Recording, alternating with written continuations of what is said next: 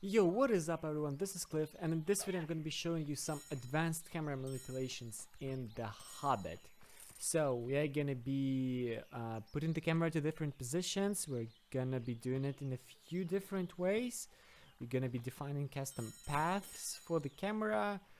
Well, yeah, you can see that, where's my Bilbo? He's running there at the bottom. Yep. Okay, so yeah, a few different things. This was the first one. Okay, then the second one is gonna look something like this. So when we enter a volume, we have the camera kind of following us, and then the camera from one point as well. So this is gonna be the camera modifiers. Yeah, there's just a few different ways to do this, and also we're gonna do something even cooler, maybe, depends on the situation. So the camera is gonna be following the path in exact way while we are walking. So the camera will gonna be sticking to the nearest point. So as you can see in the level viewer, there is this path from the cutscene which the camera follows, and we are actually able to make the camera of our character move during this. As you can see, I can make it a bit more FOV. So it basically follows this path as long as we are in the volume.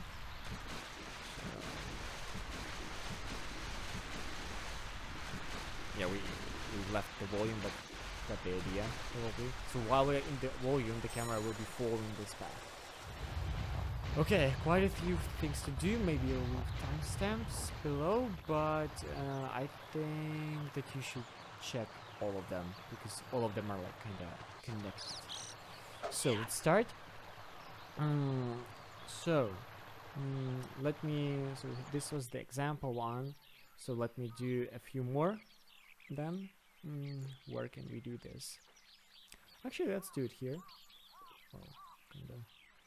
So we won't need these volumes. We're gonna remove them. Let me just in case reload the level and then do this.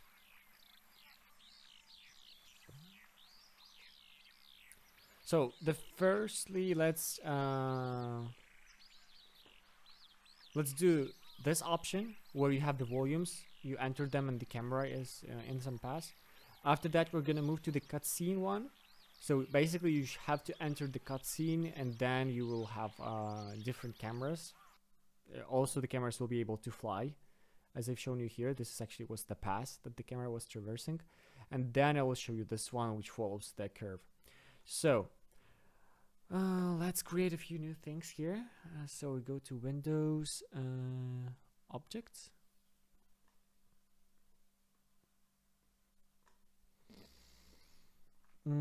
I encourage you to create a new layer.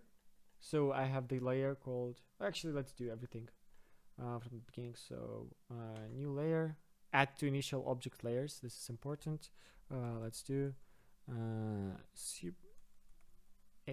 super cameras. I think A, so it's always on the top. Cameras. Okay. Let's go to it, and in here we're gonna add a new volume. So let's do 2 volumes as I've shown you. Both of them will have different kind of, what is that? I forgot the word. Anyways, so the first volume, to make it bigger we need to increase the half dimensions. So let's make it like,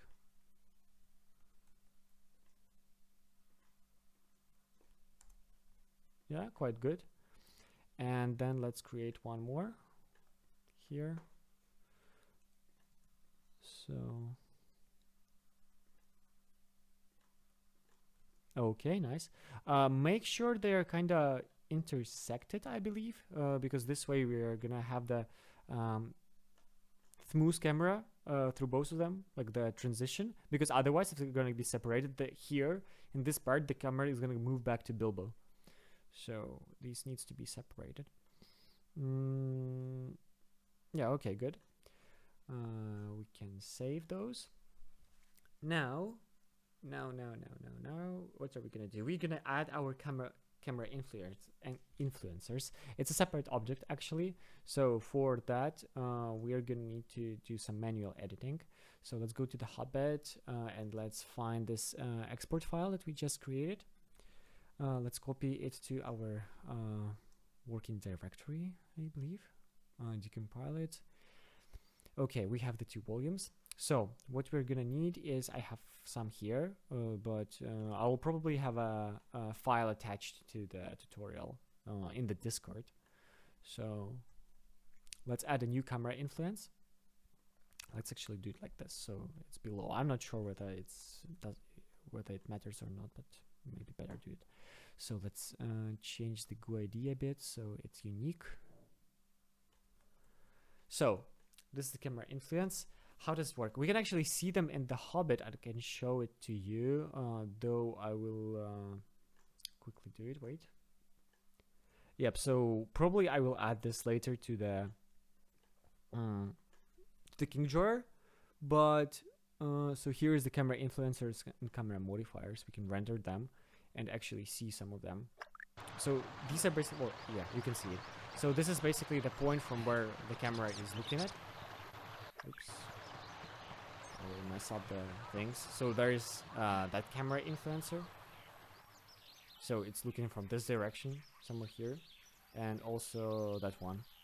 So yeah, we're going to be basically setting them up right now. Or you can think of it as a camera, actually.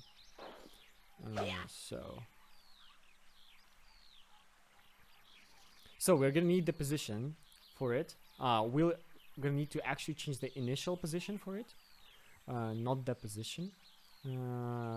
For that, we can go to the level viewer, and in my camera window, we can put the camera somewhere. I mean, let's do it from here, right? So when Bilbo enters this one, the camera is going to be looking here.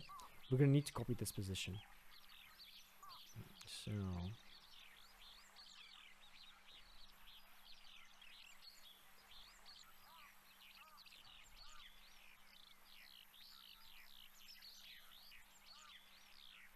also, for you, just not to get confused at any point, probably change this position as well. So, in case you forget something. Okay, let me move this so it stands correctly. So the way that the camera influence works is actually, it's when Bilbo is entering some volume. So you can see this volume right here. We're gonna need the GUID. So let's click on it and check which one is this. It's this one. So I'm gonna put it right here. So when Bilbo is gonna enter this volume, the pass we don't need for now, we're gonna do this in the end. When Bilbo enter this volume, well, the camera is gonna start looking from that point, and it's gonna be looking at the Bilbo by default. Like, even if it's this is set to 000, by default is looking at the Bilbo, but you can change it like to look at some animal or NPC, I mean, or some object. So yeah, I think that's it. We can pack this to the game. We can reload it and check it out.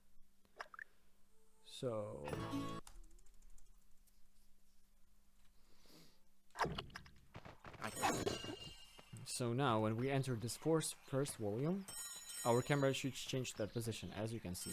And when we are out of it, it's changing back.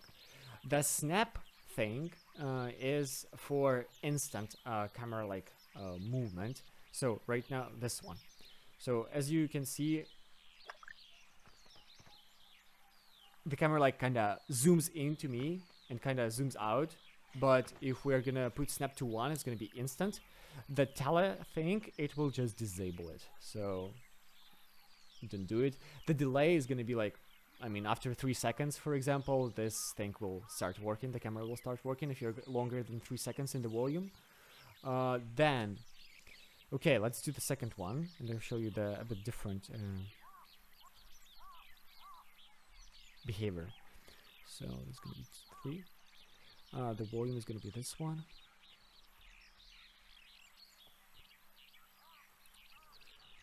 let's put some different positions. So where do I put? Oh yeah, here. So let's go and put it from here.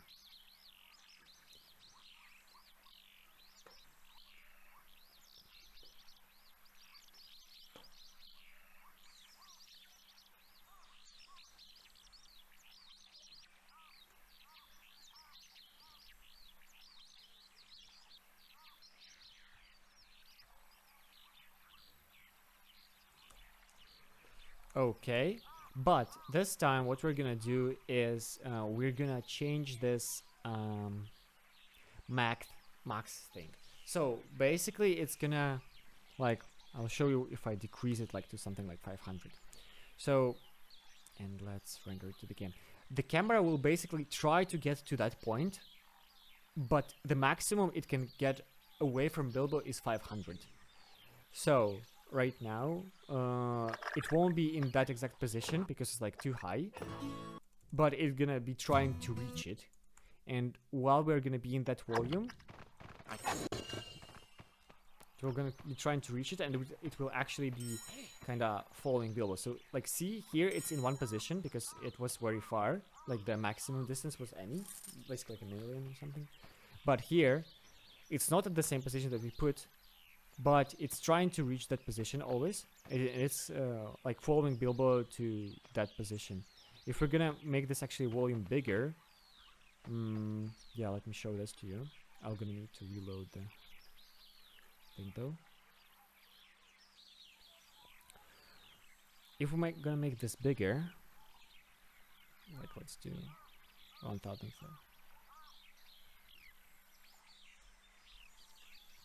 Gonna do this bigger. Are they intersecting?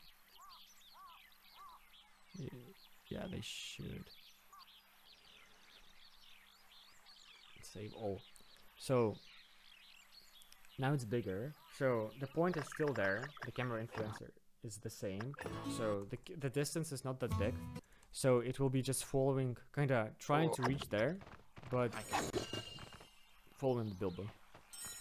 Okay, so as you can see, like, it should be there, but as we are walking, it's still trying to like reach that point. So like it's trying to go there, but the maximum distance is 500. So the camera looks like this. Very cool.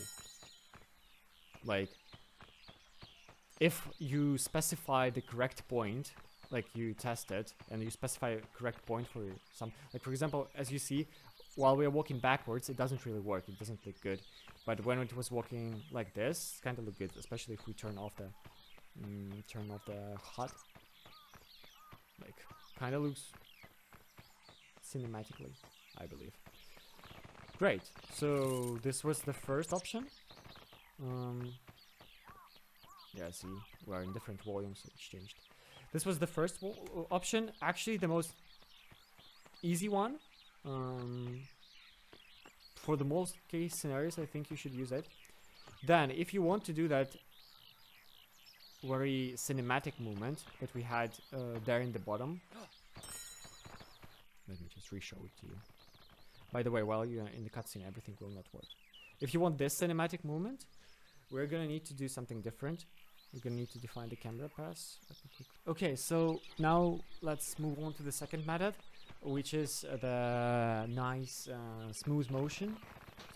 Nice smooth motion in the cutscene, basically, but you can use it like differently, obviously. I'm talking about this. We're gonna make something like this right now.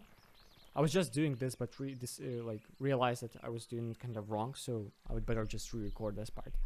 So as you can see, the camera is moving from one point to another in a very smooth, nice motion, and you can actually run through this. I was just not able to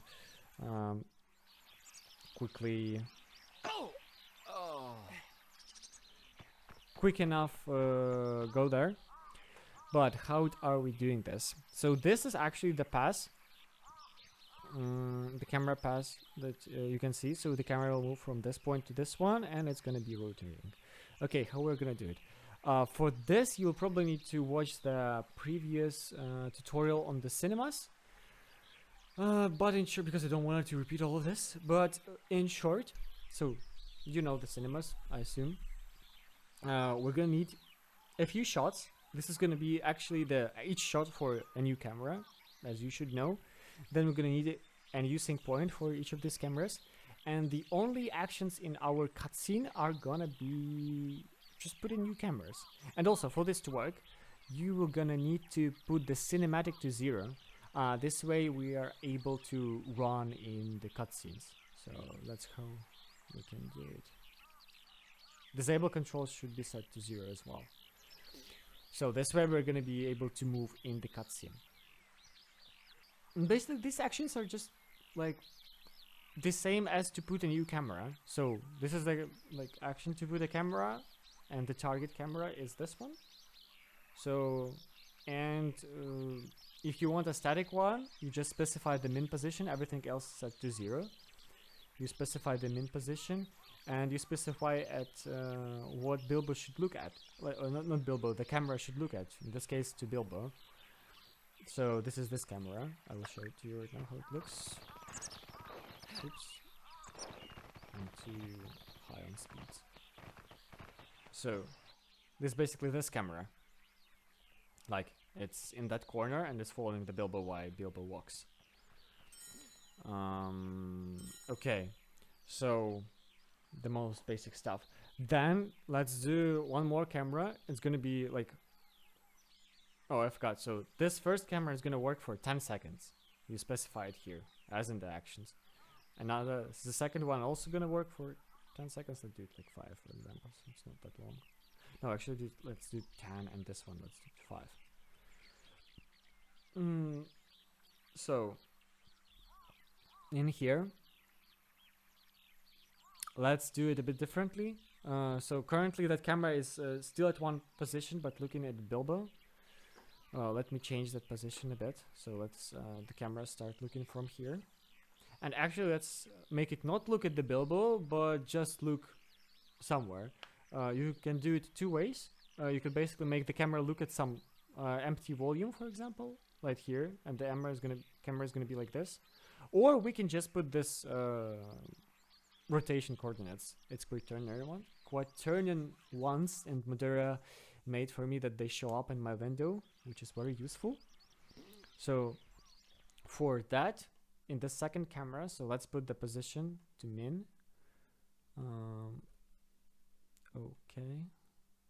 Basically, as you remember, the starting position of the camera.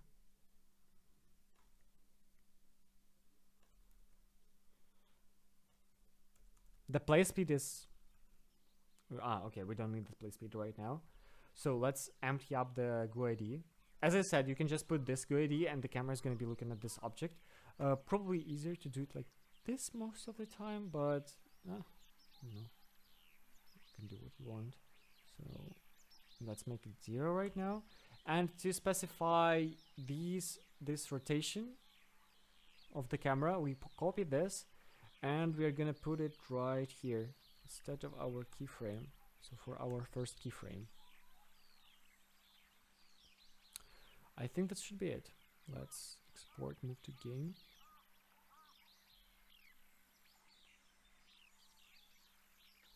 Yeah, it's left from. Oh. Okay.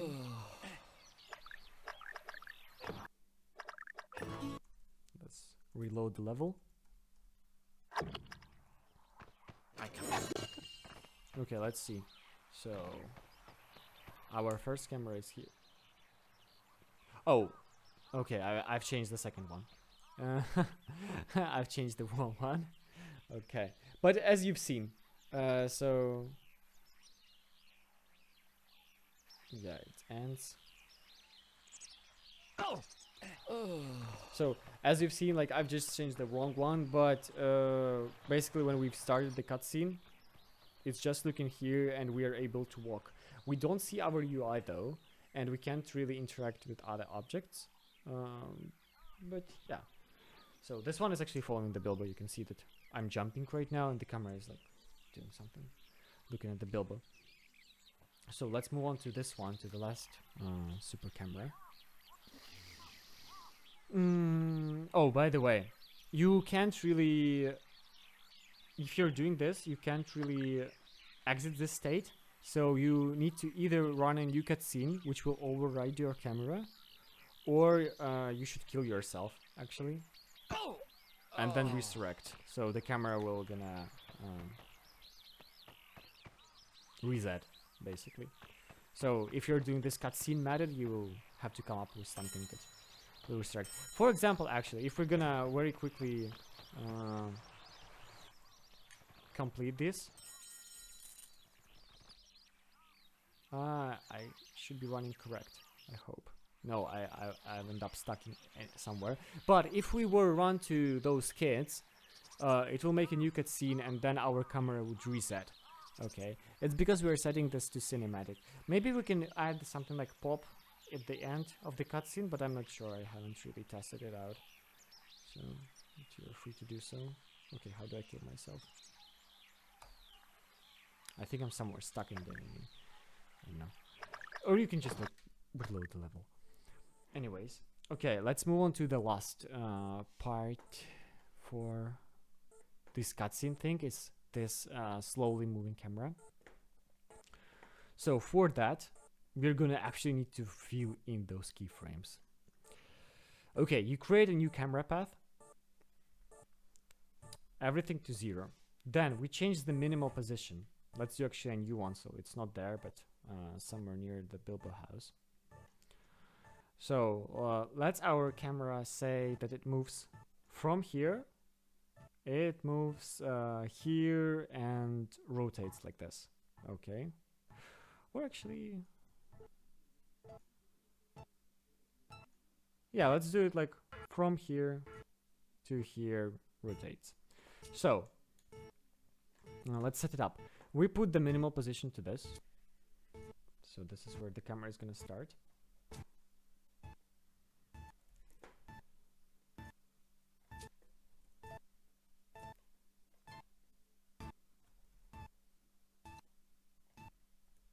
Then in the range, this is important.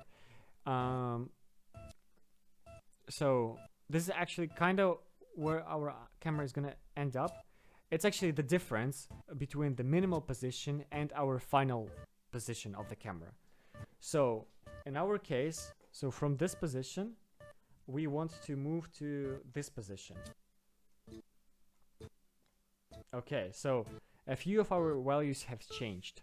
So let's write them down right now.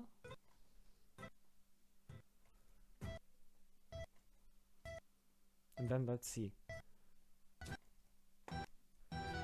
So let's open a calculator. So we need from this position to move to this position. It's gonna actually divide. From minimal, it will gonna divide the range to end up in that. So if we want from minimal to end up here, we're gonna need to this minus 6, so it's gonna be plus actually. So we should put this in here instead of x. Also, I don't like this music.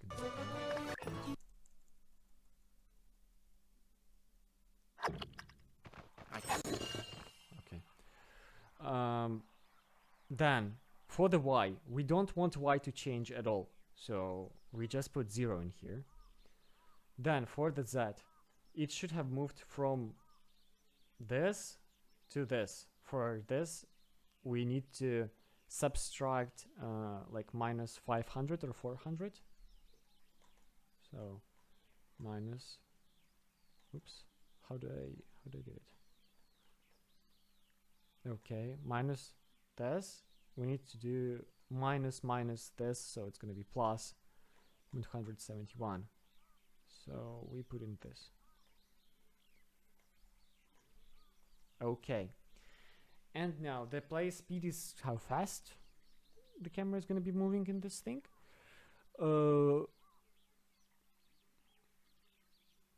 Divided by duration. Huh. I think duration multiplied by this or something like that. I think the duration actually is more important that you specify in the cutscene. I'm not sure. So yeah, definitely. I think this is actually how long the camera is moving, not display speed. Or it maybe works. I don't know. You can check it out. In here, so this is actually the keyframes. These are interesting. So these can be only from 0 to 16-bit, which is like 32,000 something, 32.7, and 2 more digits, I forgot.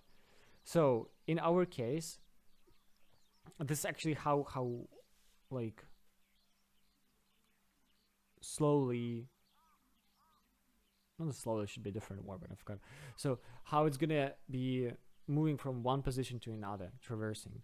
So if I'm gonna specify like 3 keyframes from 0 to 16,000 to 32, this is basically mean that this is like 0, so it's not gonna apply any range to it, so it will add 0. Then at the second keyframe, it will gonna apply half of this value, so it's gonna be subtracting half of it, so like 1,300. And then it's gonna be subtracting the maximum, so like not the maximum because it should be something like this, but you got the idea. It will be subtracting the maximum of this value. For why we have 0, so we can put this to 0 as well, because we don't change Y position at all. And here for Z, basically the same. So at the beginning, we are subtracting 0 of this from this value. Then we're subtracting half of this from this value. And then we subtract the maximum of this from this value. And that's actually going to be where our camera will end up. Okay. And for the rotation, it's actually, so for example, we want our camera to look this way at the beginning. This is actually made it very easy. We just copy this and we paste it in here. Then in the middle of this, you want our camera to look, for example, down here. So we put new values here. And then at the end, we want it to look, let's actually make it look so we can see something. But no, let's make it look here. I'm gonna copy these values and put it here. So this way we have 3 keyframes for the rotation. So rotation, you can specify how much you want, but the position, I think, or maybe I'm just not sure how to specify it correctly, but this way, if we're gonna compile it now, export, move to game, and reload it here, we're actually gonna see the path appeared, as you can see here. Oh, okay, I've done it in the wrong direction. So as you can see, it's this way, but should be that way. I think you can just do it by flipping these values. So this one's.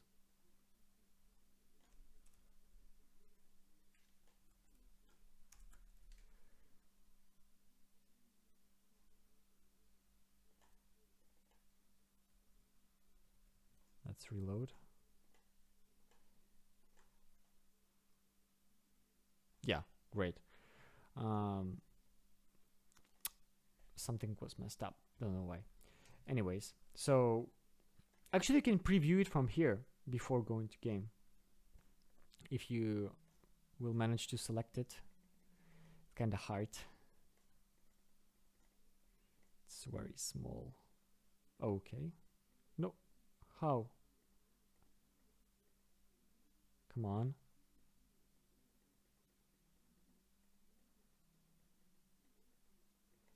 Please. Okay. You can press J and you can see actually how our camera will move. The rotation is a bit messed up, I think. Madera told me that. But in the game it should be correct.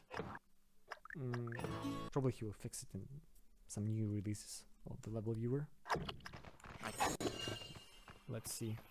So the first camera, which is just looking somewhere. The second camera, which is following the Bilbo, but it's in the wrong position. Anyways. And come on, our last camera. Yeah, it's, as you see, it's moving correctly as we specified. So, oops. The more keyframes you put, the more gradual it's gonna be, like the rotation. But yeah, and you can move throughout this cutscenes because we put the cinematic to 0.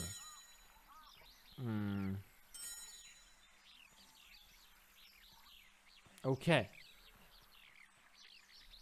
I think I've explained it correctly, so yeah, I believe in you, you can do it.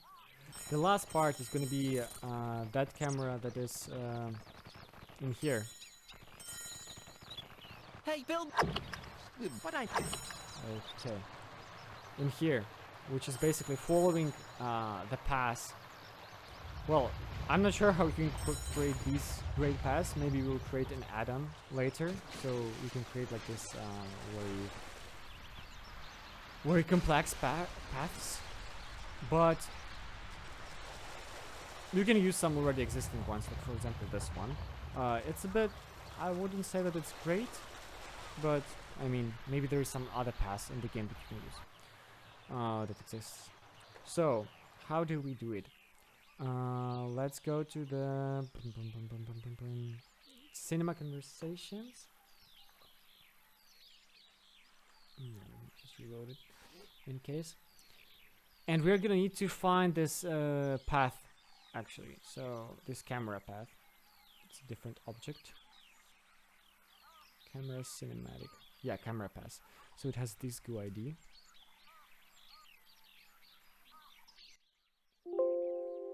find it in here.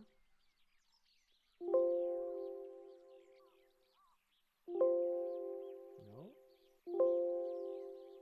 Oh yeah, of course. It's in a different file. It was in the H-Town cameras.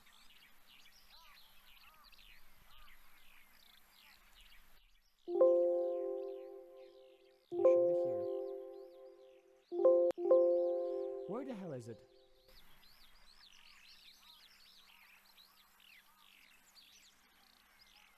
Oh, it's because it's my path. Okay. Yeah, I have the two same paths at the same point. That's why it shows this. This path actually should be in the cinema conversations, but my path overrides it. So, anyways, this path will be looking something like this. You will have to just copy it fully. Let's copy it. Wow. Too small.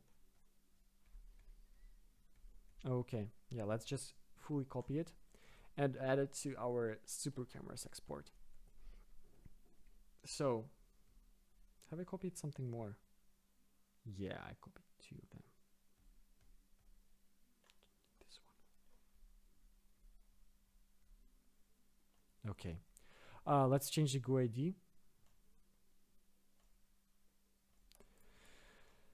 So in here, if you're doing this, you can basically copy the existing one, whatever. So it follows this keyframes.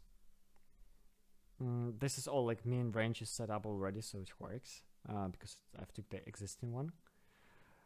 In here, you'll just need this GUID of the camera pass, and you will need to specify it into the volume. I'm gonna probably show it to you. Okay, we'll need to create a new volume. Okay. Let me pack this all to the game and open level. Wow. I probably haven't changed something in the GUID or whatever. But you're gonna need to put this into the pass field. Here, it should be the camera pass, not the regular pass, and this way the camera will ignore this position, the starting one, and will be just moving along the pass while you're walking. Kind of hard tutorial, but hopefully you got it. The first method is very easy. The second one allows you to do better views, I guess. Will the game crash actually now? If the level viewer has crashed. No, okay, so maybe it was something different. I think you can find what you want here. Like, yeah, messing around with the pass can be a bit tricky, but it's manageable.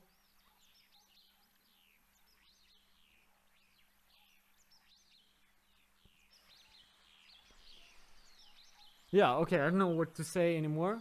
Kind of hard tutorial, but hopefully you got it. See you in the next video, guys.